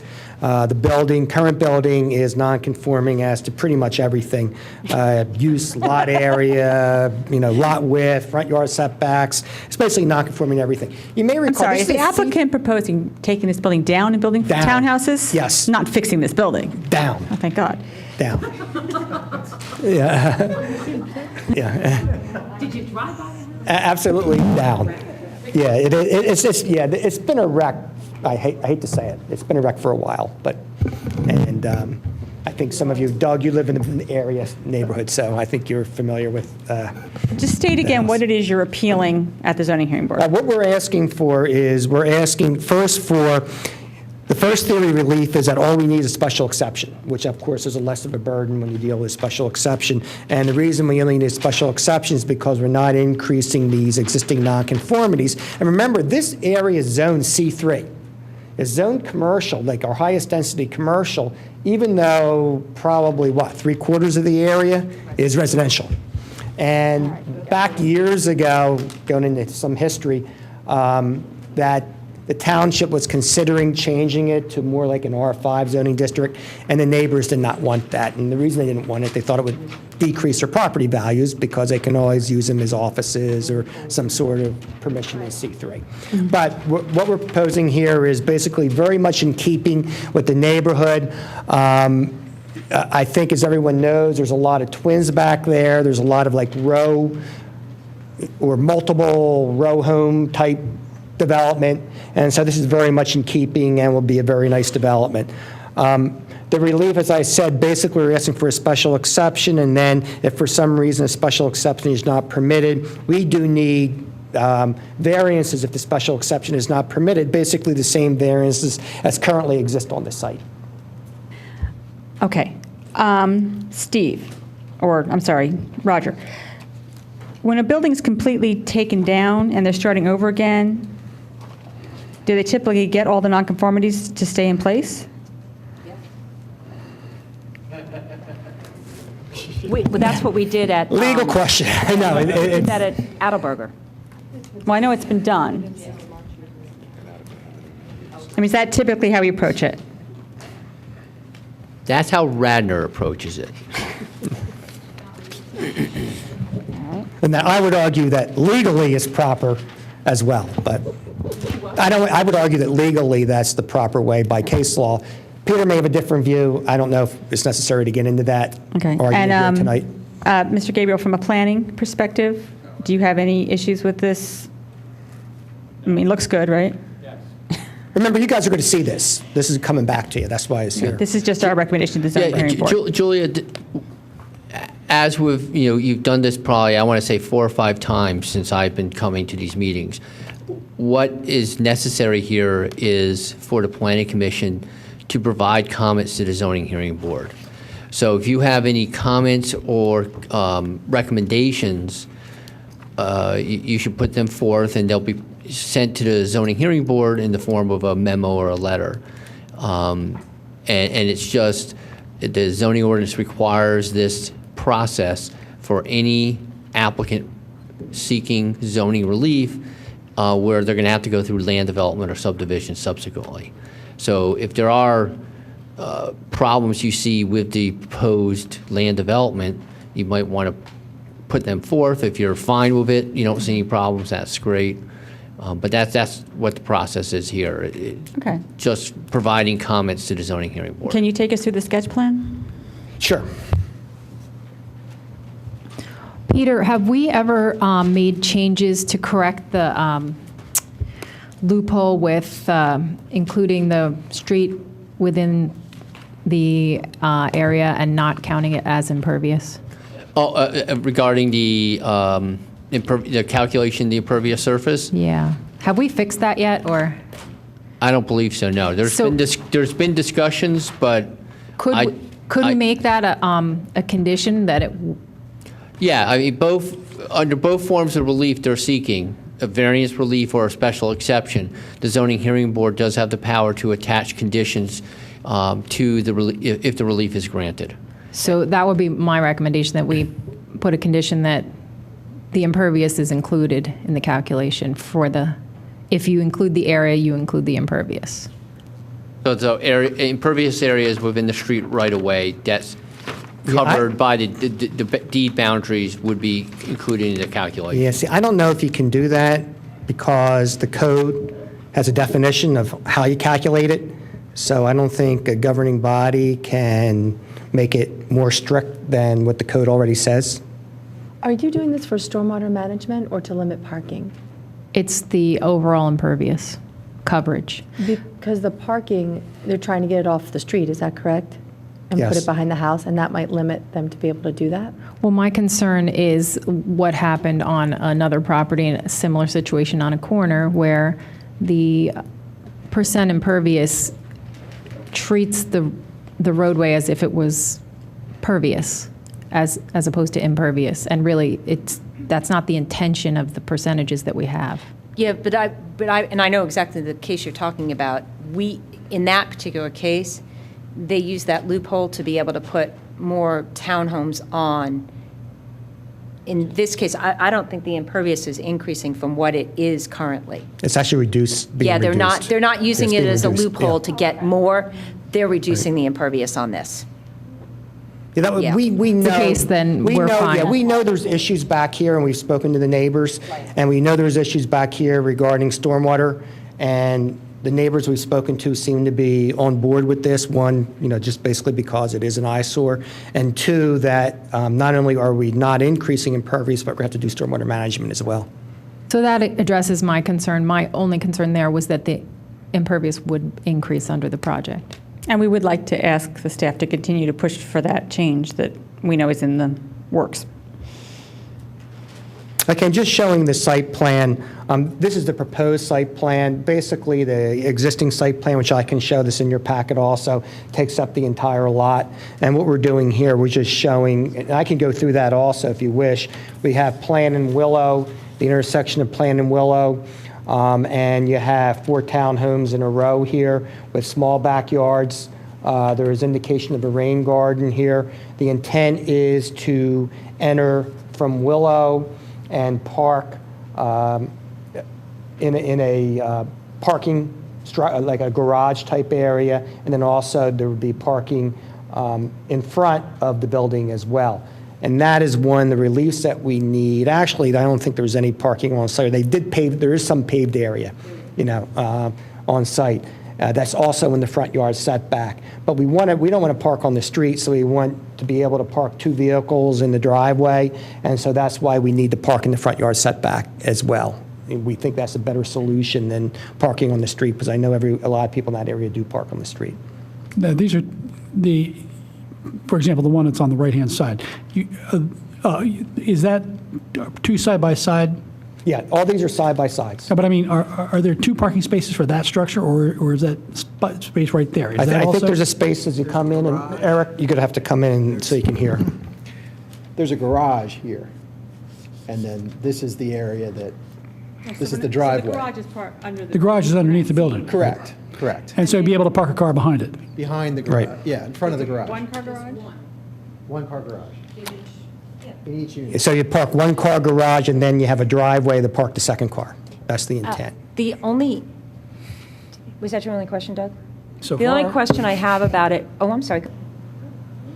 The only thing is with multifamily, do they have to do the provision where you have to provide guest parking? No, yeah, you only need 2 per unit, it's just like a regular dwelling. Yeah, right, you don't need guest parking, just like Well, with why regular did dwelling, you don't need guest parking. 115 Stratford Avenue had to provide guest. That may have been it because of, that was like was that a density, I don't know. It's density modification, all right, that might have been the reason. Okay. So this is now going to be oriented where the front of the buildings will face Willow Avenue? Yes, And the backyards will be basically between this property and 223 Plant Avenue, I guess? The twin? Okay. And this area to the south, I guess, is just your buffer between this property and Cabrini's garage? Is that the? That's right. Okay. Cabrini? yeah, remember they have that garage there, over here, yeah. The garage there, I think Cabrini has some trucks or some landscape equipment. And where are you going to have the Halloween decorations now? They were thrown away.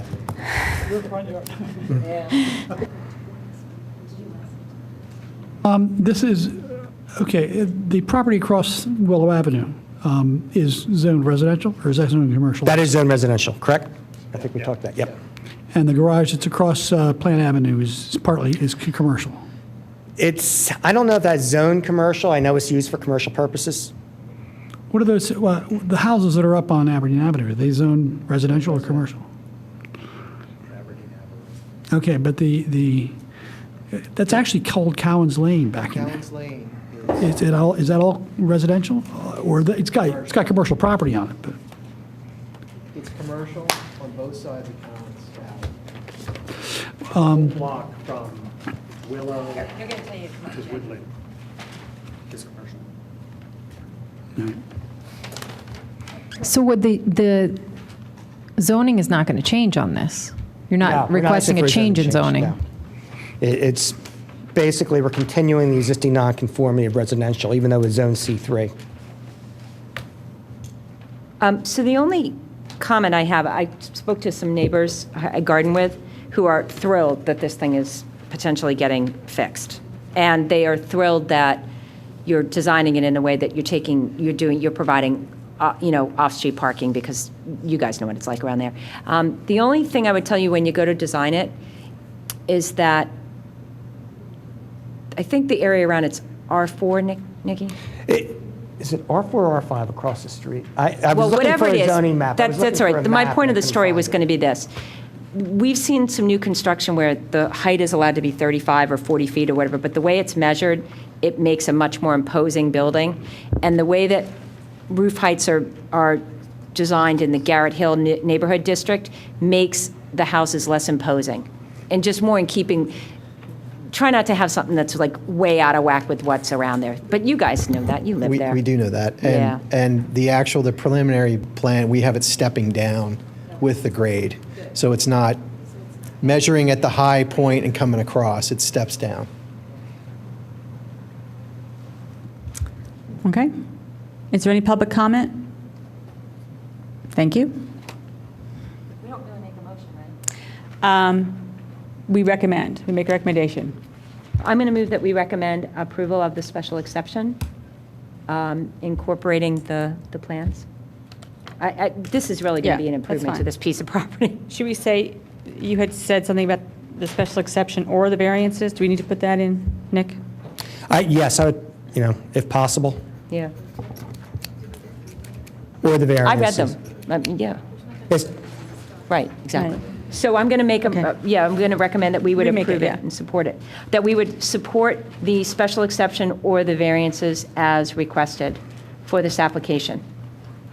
Can I get a second? I'll second it. Thank you. All in favor? Aye. Opposed? None? Thank you very much. Thank you.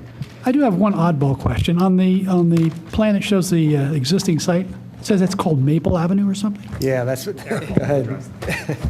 The original plans for North Wayne called it Maple, and the deeds further back in the 20s refer to Maple. So the plan says AKA. Right, right. It was going to continue. So It must have been a paper street of some sort. But you don't have to worry about it. It's more than 21 years, so you don't have to worry about it. It probably was a paper street. it's the old plans and the old deeds all call it Maple. Is there any additional public participation about anything? Thank you. We are adjourned.